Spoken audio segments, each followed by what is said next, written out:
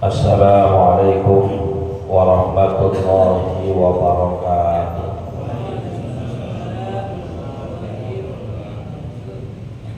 Bismillahirrahmanirrahim. Alhamdulillahi rabbil alamin. Allahumma shalli wa sallim ala sayyidina Muhammadin wa ala alihi wa sahbihi ajma'in, amma ba'du. فإن أصدق الحديث كتاب الله وخير الهدي هدي سيدنا محمد صلى الله عليه وسلم وشر الأمور محدثاتها وكل محدثة بدعة وكل بدعة ضلالة وكل ضلالة في النار. Subhanaka la ilma lana illa ma 'allamtana innaka antal alimul hakim.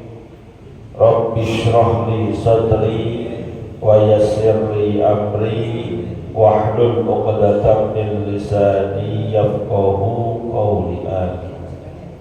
Yang sama-sama kita hormati dan muliakan guru kita Ustaz Dr. Andes Haji Asman bin Haji Abdul Rahim, Ketua Masjid Al-Istiqomah Ustadz Haji Asmari bin Kiai Haji Abdul Rashid Siddiq, bapak-bapak hadirin jamaah yang dimuliakan oleh Allah. Alhamdulillah kita masih bisa merasakan berbagai nikmat dan karunia pemberian Allah. Mudah-mudahan berbekal nikmat tersebut senantiasa kita bisa menambah kualitas dan kuantitas amal ibadah guna dijadikan sebagai bekal menuju kehidupan akhirat nanti. Amin ya rabbal.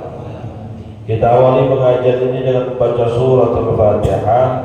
Kita lihatkan pahalanya sampaikan kepada pengarang kitab yang kita kaji, yaitu Al-Habib Abdullah bin Alawi bin Muhammad Al-Haddad Al-Hadrami Asy-Syafi'i. Juga kepada orang-orang yang telah berjasa mewakafkan harta dan tanahnya untuk kepentingan masjid kita ini, pada orang-orang tua kita, kakek nenek kita, sanak famili, saudara, serta guru-guru kita yang telah meninggal dunia, wabil khusus mereka yang pernah menyebarkan ilmunya di tempat kita, di antaranya almarhum Al-Maqullah Kiai Haji Ahmad Ridwan Hidayat LC, almarhum Al-Maqullah Kiai Haji Abdul Rashid bin Haji Muhammad Siddiq, almarhum Al-Maqullah Kiai Haji Abdul Rahim bin Haji Muhammad Siddiq, almarhum Al-Maqullah Kiai Haji Anwar bin Haji Muhammad, almarhum Al-Maqullah Kiai Haji Abdul Rahman bin Haji Salihun. Semoga Allah Subhanahu wa taala ampuni segala dosa dan kesalahannya, Allah terima amal ibadahnya, Allah jadikan kuburnya Raudhah min riyadil jannah biniyatil qabul wa bijahir rasul. Al-Fatihah.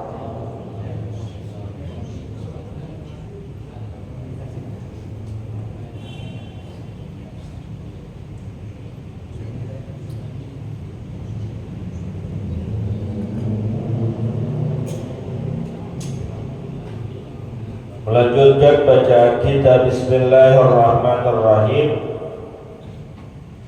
Qala al-muallif rahimahullahu ta'ala anhu wa qala sallallahu alaihi wasallam afdalus salati ba'dal maktubati salatul laili.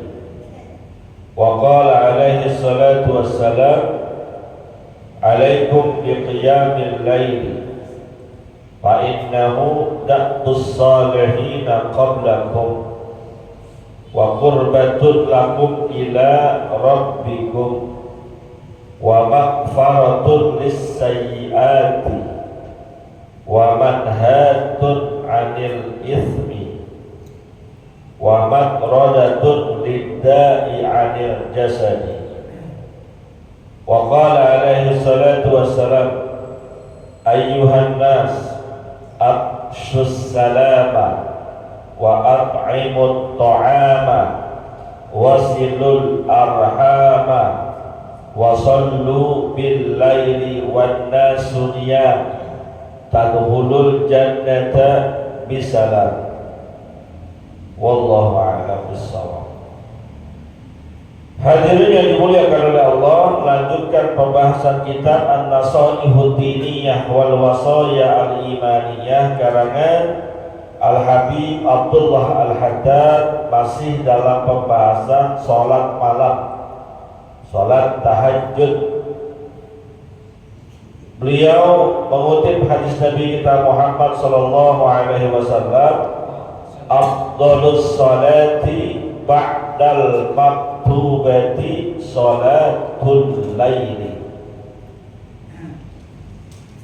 Sholat yang paling utama setelah sholat wajib adalah sholat malam.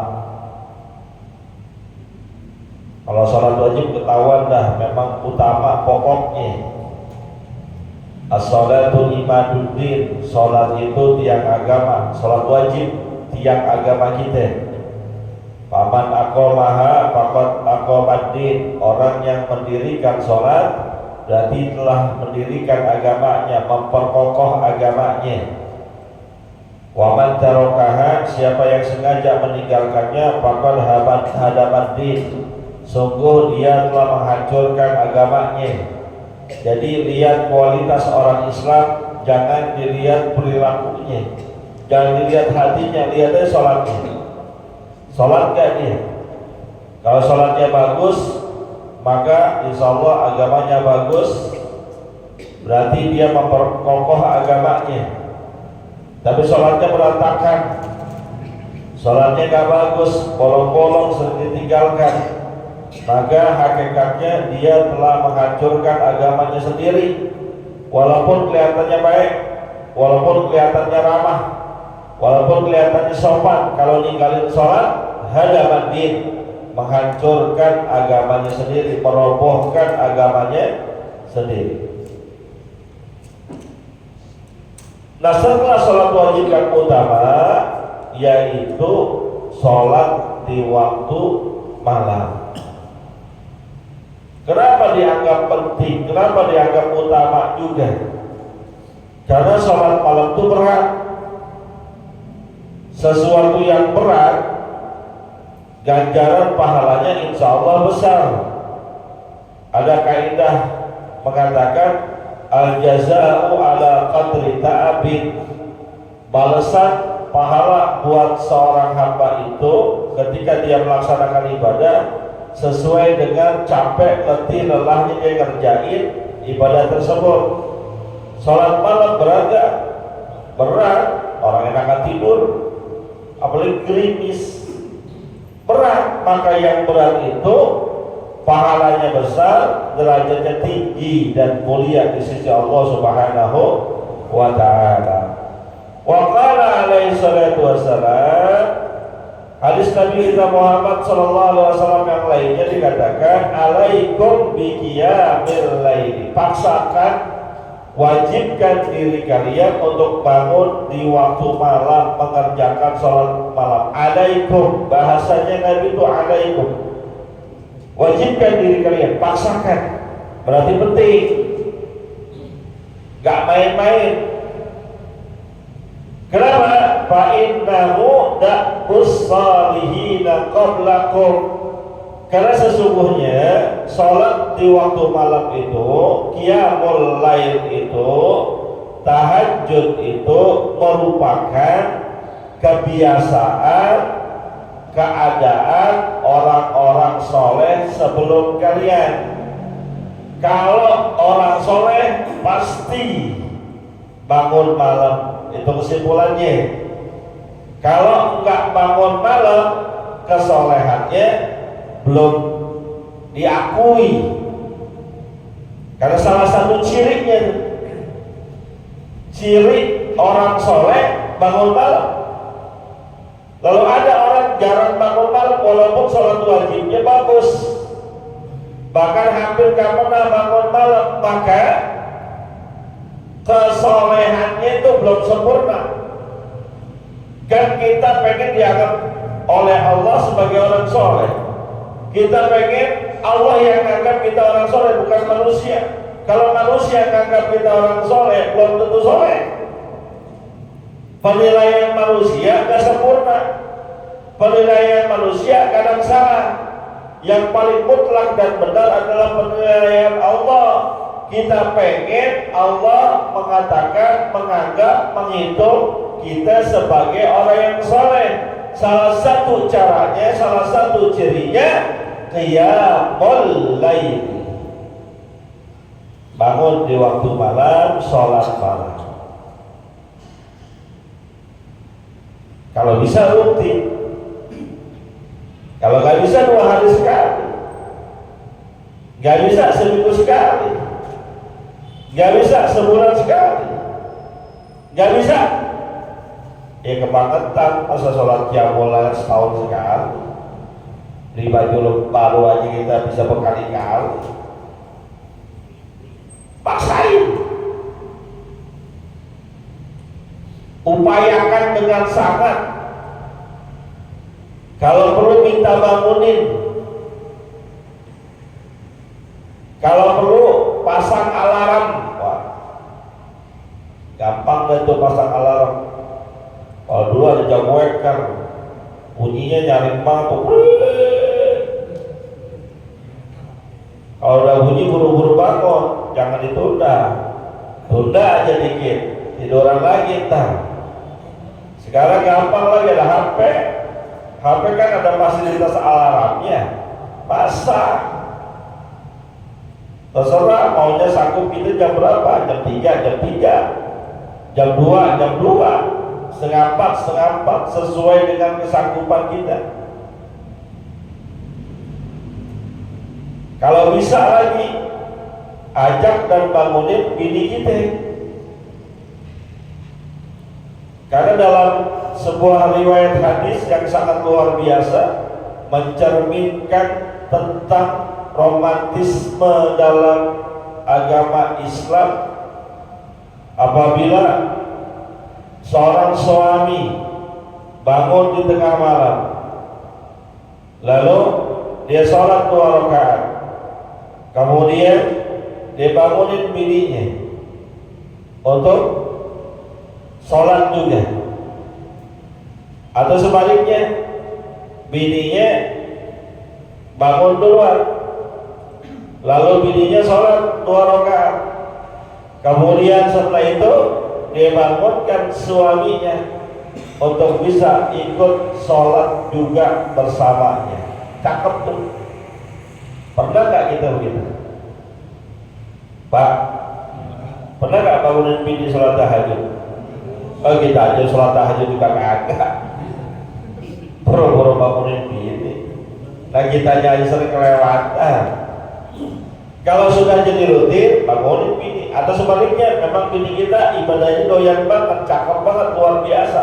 Pesenin, Mama, Bunda, Ibu, kalau bangun tahajud, tolong bangunin ayah juga. Ayah pengen tahajud. Karena Nabi mengatakan sholat yang paling utama setelah sholat wajib adalah sholat malam. Begitu. Wa qurbatun lakum ila rabbikum. Sholat tahajud itu, sholat di waktu malam itu merupakan sarana buat kita mendekatkan diri kepada Allah. Karena sudah saya pernah sampaikan itu hadis dari Nabi kita Muhammad sallallahu alaihi wasallam yang mengatakan, di waktu sepertiga malam rahmat Allah turun ke bumi menghampiri hamba-hambanya. Seraya Allah berkata, siapa yang minta diluaskan rezekinya pada saat ini akan aku luaskan. Siapa yang memohon kepadaku saat ini akan aku kabulkan. Siapa yang beristighfar kepadaku saat ini, aku terima tobatnya. Itu posisi lagi dekat banget tuh. Sepertiga malam yang terakhir, manfaatin, ngomong, ngadu, curhat, berkeluh kesah Yang kalau kita cerita kepada orang belum tentu selesai masalah kita, ngadu kepada Allah di saat itu, curhat. Ya Allah, keperluan saya banyak banget, hajat saya banyak banget. Engkau Maha tahu segala keperluan saya, segala hajat saya. Kabulkanlah semua permohonanku ya Allah, minta. Karena saat itu memang kita lagi dekat sama Allah posisinya. Allah lagi ngedeketin kita. Ustaz, boleh gak saya mintanya sambil sujud di waktu sholat saya? Boleh. Kan ada riwayat hadis yang mengatakan posisi hamba yang terdekat kepada Allah adalah di saat waktu sujudnya. Maka di saat sujud kita, karena lagi dekat sama Allah, boleh berbanyak doa. Apa aja. Saya pengen minta yang banyak kepada Allah di waktu sujud, tapi saya nggak bisa bahasa Arab. Boleh nggak pakai bahasa Indonesia? Boleh. Tapi jangan bersuara. Minta aja dalam sujud. Pakai bahasa Indonesia, bahasa kita, bahasa Betawi, bahasa Sunda, bahasa Jawa. Minta dalam waktu sujud kita. Tapi jangan dikeluarin suaranya. Boleh gak saya minta pakai bahasa Arab, suaranya dikeluarin? Pakai bahasa Arab.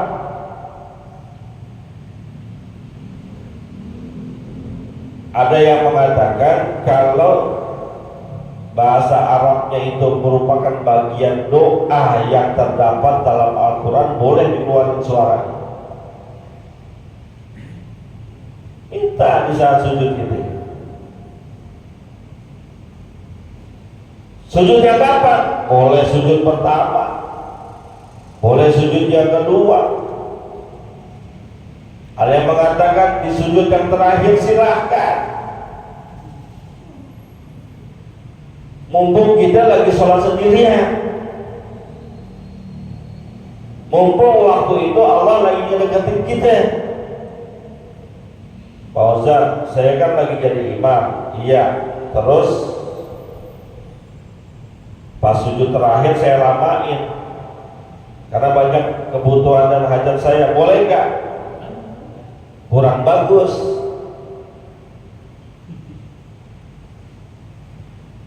Karena kita lagi mimpin rombongan, mimpin jamaah. Kalau sujudnya kita lamain, itu cuma yang di belakang pikiran. Ini sujud kagak ngangkat-ngangkat, imamnya pingsan sampai mati. Jangan. Maka jadi imam tuh sering saya katakan, jadi imam itu kudu mesti harus tahu ilmu tentang bagaimana jadi imam, bukan sekedar bacaan yang bagus. Adab, akhlak, etika jadi imam kudu diperhatikan. Hajat saya lagi banyak, boleh minta dalam sujud, tapi entah sholat sunnah. Kalau sholat wajib pak udah Subhana rabbiyal a'la wa bihamdi 3 kali. Saya mau bacanya 11 kali. Jangan, kasihan yang di belakang. 5 kali, kalau 5 kali masih boleh dah. Jangan lebih. Karena di belakang kita banyak orang modelnya lain-lain. Ada yang pengen cepat, ada yang pengen buru-buru, udah santai. Begitu itu tak menjadi imam. Makmum juga kudu ngerti. Jadi makmum kudu ngerti juga ilmu sebagai makmum. Contoh nih, ada hadis Nabi yang mengatakan siapa yang mengucapkan amin setelah bacaan Fatihah barengan dengan aminnya malaikat, maka dosanya diampuni oleh Allah. Waladhdallin kan amin tuh. Siapa yang aminnya ini makmum aminnya bareng dengan aminnya malaikat, dosanya diampuni. Masalahnya lu tahu kapan aminnya malaikat dari mana? Ternyata ada penjelasannya. Aminnya malaikat bareng sama aminnya imam. Maka saya katakan nih, imam juga kudu ngerti ilmu imam. Ketika ihdinas siratal mustaqim siratal ladzina an'amta 'alaihim ghairil maghdubi 'alaihim waladdallin. Yang amin bukan cuma makmum, imam juga amin. Kan kadang imamnya gak amin ya, ngambil nafas. Terus gimana supaya bisa barengan? Ketika waladhdallin, jangan langsung dolin, amin, jangan. Dalam kitab I'anatul Talibin dianjurkan, bagi bukan sunnah ya, dianjurkan bagi makmum ketika mendengar imam waladhdallin jangan langsung amin, tapi ucapkan dulu Robbi birli wali walidayya, amin, baru biar kenapa? Imam bisa ngambil nafas. Dan imamnya nggak usah baca Robbi birli lagi. Imam nih ghairil maghdubi 'alaihim waladdallin, tarik nafas langsung amin, jangan waladdallin. Di imam nih waladdallin Rabbil birri walil walidayya, amin, jangan. Enggak matching kita dengan aminnya makmum. Yang dianjurkan makmumnya, supaya ketika si makmum mengucapkan Rabbil birri walil walidayya, imam ngambil nafas lalu aminnya barengan, begitu.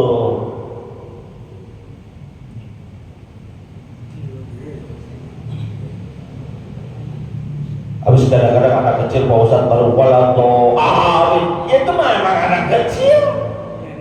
Jangan dipikirin anak kecil, masa lu ikutin anak kecil? Biarin aja. Dan jangan panjang-panjang. Amin, gak usah, biasa aja amin. Jadi imam juga dianjurkan waladhdallin, amin, biar barengan antara aminnya makmum dengan aminnya imam. Jadi qurbatun lakum tuh, sholat tahajud, sholat qiyamul lail merupakan sarana buat kita untuk mendekatkan diri kepada Allah. Kenapa? Saat itu yang berkomunikasi dengan Allah di lingkungan kita rada dikit. Kalau sholat wajib mungkin rada banyak kan, tapi waktu-waktu sepertiga malam kebanyakan orang lagi pada tidur, mungkin satu RT cuma kita doang. Jadi kesempatan diterimanya lebih besar, walaupun Allah maha mendengar semuanya, gak jadi repot. Seluruh makhluk yang ada di muka bumi ini mengangkat kedua tangannya berdoa kepada Allah bebarengan, gak repot bagi Allah. Semuanya terdengar dengan jelas. Tapi di saat orang-orang yang lainnya gak ada yang ngangkat tangan, gak ada yang bermunajat lalu kita bermunajat, itu kesempatan emas, manfaatin dengan sebaik-baiknya. Wa maghfiratun lis-sayyi'at, sholat tahajud yang kita kerjakan itu menjadi kafarat, menjadi penghapus kejelekan-kejelekan, kemaksiatan yang pernah kita lakukan. Allah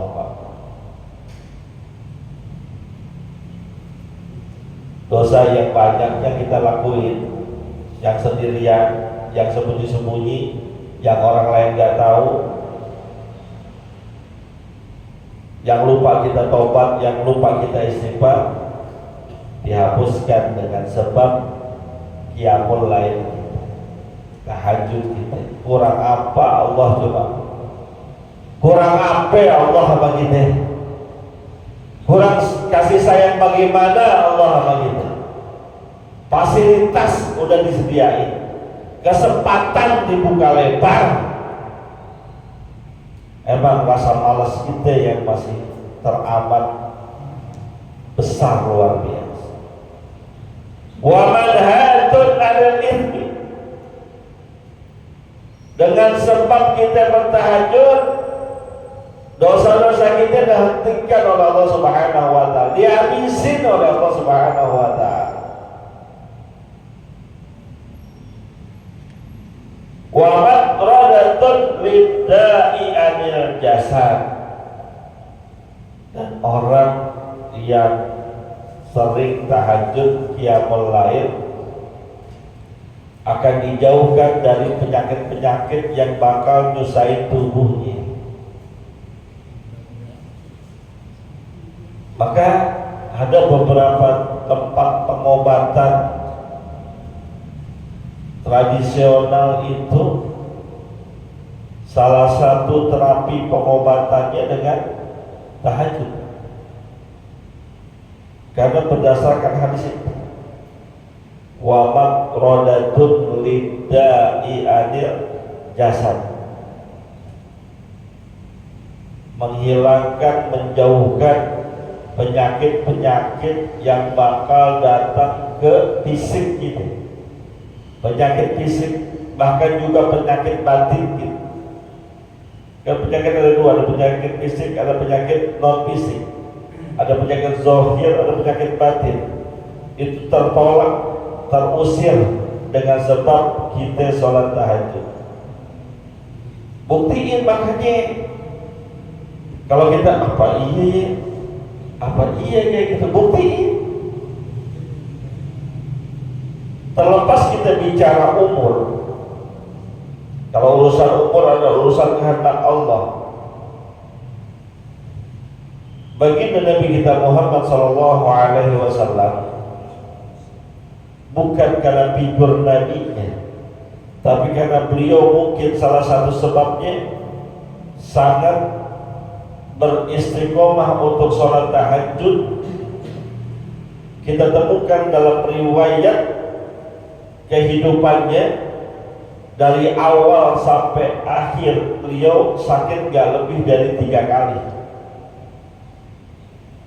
gak lebih dari 3 kali, dan sakitnya gak parah. Kita dari zaman balik sampai gini hari udah berapa kali sakit? Kagak hitung ya. Obat masuk ke dalam tubuh kita udah banyak banget ya.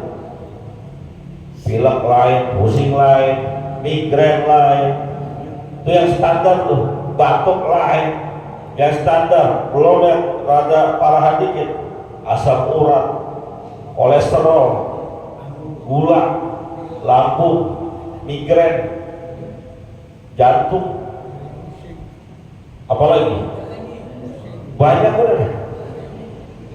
Penyakitnya macam-macam nih. Obatnya ada, menolak, mengusir penyakit fisik dan non fisik dengan tahajud. Tapi yakin, kadang kita nggak yakin. Keyakinan kita terhadap amalan maupun doa itu merupakan bagian dari ijabahnya Allah terhadap permohonan kita. Kita mengerjakan tahajud, terus ada riwayat yang mengatakan tahajud itu bisa menolak penyakit. Kita kerjain nih, dalam hati apa iya, masa sih itu gak bakal terkabul, karena prinsipnya ada indazar di abdibi, Saya bagaimana prasangka hamba terhadap diri saya. Ketika yakin dengan tahajudnya yang dapat menyembuhkan penyakit, berapa banyak orang yang sakit dahsyat luar biasa sembuh. Yakin. Bahkan saya pernah baca sebuah kisah, ada seseorang yang tidak makan 7 hari 7 malam, gak makan, dia hanya konsumsi air zam-zam saja, itu gak kelaparan.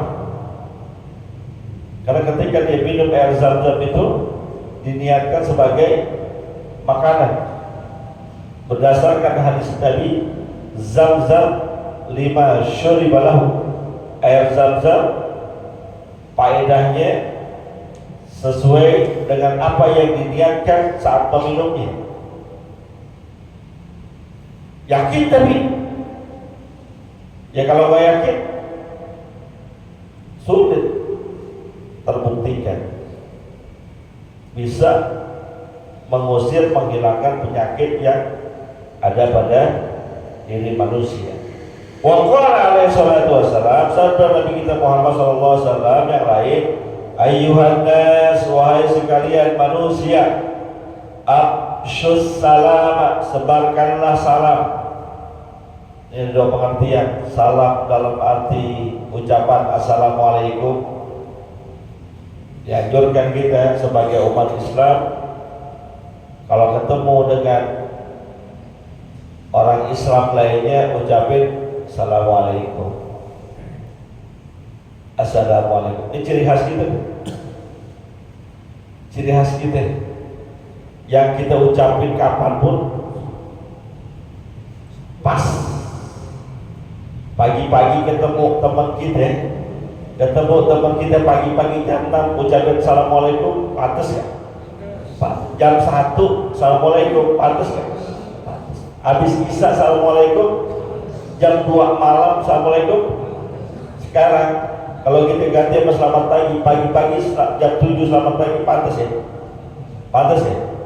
Pagi pantas ya? Kalau pagi, sekarang jam 3 malam lo ucapin selamat apa sekarang? Selamat sahur. Mau kata pagi masih gelap, mau kata selamat malam udah sahur di waktu itu. Memang ucapan assalamualaikum itu pantas kapanpun dan dimanapun, udah gak usah ditambah-tambahin lagi. Di kalangan umat Islam ketemu assalamualaikum, pertemuan yang mayoritasnya umat Islam udah assalamualaikum, gak usah ditambah-tambahin. Dikatakan suka ditambah-tambahin ya, emang lagu pejabat begitu. Assalamualaikum, salam sejahtera, Om Swastiastu, Namo Buddhaya. Gak usah. Kenapa? Dengan ucapan assalamualaikum kita udah menghormatin mereka itu. Karena mayoritas yang hadir umat Islam udah assalamualaikum, gak usah tambah-tambahin. Pejabat jangan ngikut-ngikut, timbang pejabat RT aja udah pakai Namo Buddhaya, Om Swastiastu.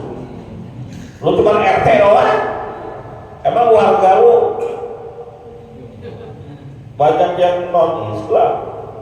Saya RT Pak Ustaz, kan lagi rapat RT, ada yang non Muslim bagaimana? Ucapin assalamualaikum. Gak usah tambah-tambahin assalamualaikum, puji Tuhan, haleluya, gak usah. Cukup assalamualaikum aja. Karena mayoritasnya Islam. Nah, pengertian yang kedua, afshus salam, sebarkan kedamaian. Salam itu artinya damai, sentosa, sejahtera. Ini orang Islam itu kudu menyebarkan kedamaian, jangan jadi biang kerusuhan, jangan jadi biang kericuhan. Apapun momennya, bukan jadi sumber permusuhan, bukan, sumber perdamaian. Itu yang kemarin saat demo kemarin tuh kan rusuh tuh, sedih kita, ada yang meninggal dunia, ya tapi jangan rusuh. Kalau rusuh yang rugi kita. ngancurin, bakar-bakar, emang bener itu? Gak bener, ajaran dari mana? Kesel Ustaz habis ojek dirindes, iya, tapi kan gak harus ngerembet kemana-mana. Islam tuh kudu punya filter saringan. Islam tuh agama damai, bukan sumber permusuhan. Maka gak kena kalau ada orang Islam musuhan tuh gak kena. Ada orang Islam perpecahan gak kena. Umat Islam tuh kudu damai, bersatu. Islam yang ngajarin Nabi mana pernah musuhan, gak ada. Kecuali memang dalam kondisi perang, lain urusannya. Maka kita ini jadi orang, jangan jadi sumber masalah, jangan jadi sumber perpecahan, jangan. Orang Islam apalagi udah doyan ngaji harus jadi sumber perdamaian, harus jadi sumber kenyamanan, jangan jadi sumber permusuhan. Udah bisa, kita lanjutin minggu depan. Wallahu a'lam bishawab. Al-Fatihah.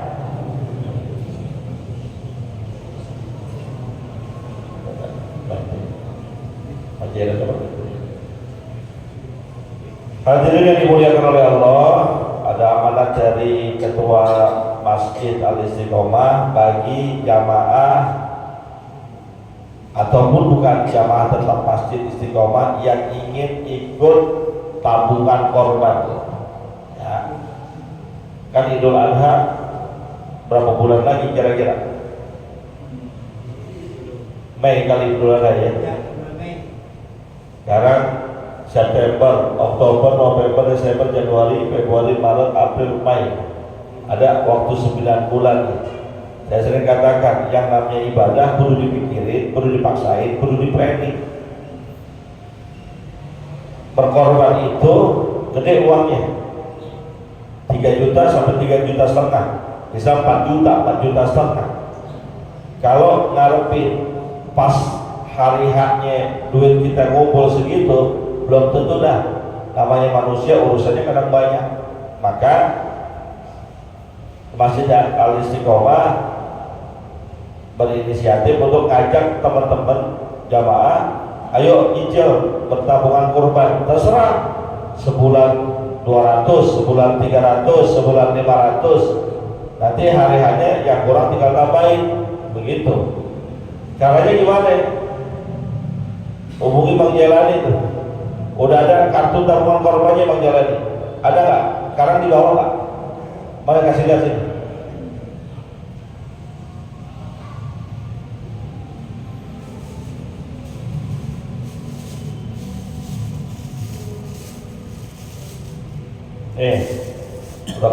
Udah kayak kartu bayaran sekolah. Kartu tabungan kurban Masjid Al-Istiqomahnya ada namanya, ada alamatnya. Ya, nanti story namanya Bang Jalani, catatannya ada tuh per bulan tuh. Berapa aja terserah. Ya, terserah. Mau saya katakan tadi mau 500.000, 300.000, 400.000. Nanti pas hari hak menjelang hari raya kurban kita udah punya tabungan.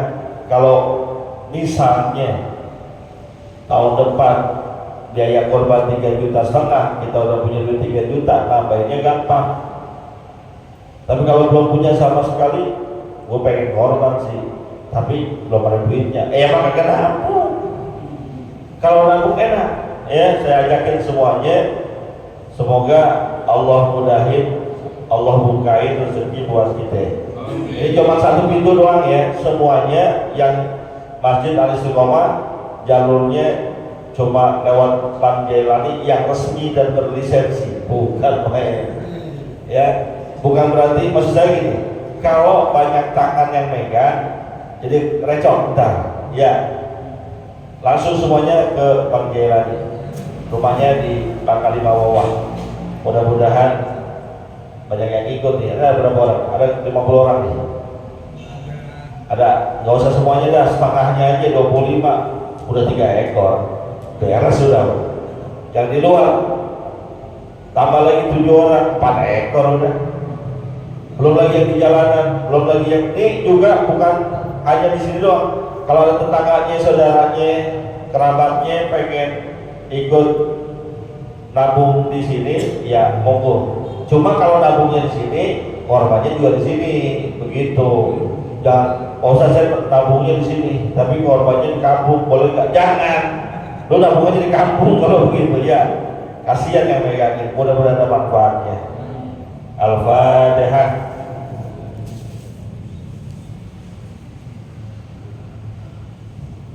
Bismillahirrahmanirrahim. Alhamdulillahirabbil alamin. Allahumma shalli wa sallim ala sayyidina Muhammad wa ala ali sayyidina Muhammad. Allahumma inna ala dzikrika wa syukrika wa husni ibadatik. Allahumma ighfir lana wa liwalidina warhamna warhamhum kama rabbawna shighara wa hab lana ya wahhab ilman wa hikmatan wa rizqi ya razzaqul lana musahhila wa bil khairi fattah wa bil huda wa bil ilmi alim kullana mufaddila wa sallallahu ala sayyidina Muhammadin wa ala alihi wasallam. Walhamdulillahirabbil alamin. Terima kasih. Mohon maaf. Assalamualaikum warahmatullahi wabarakatuh.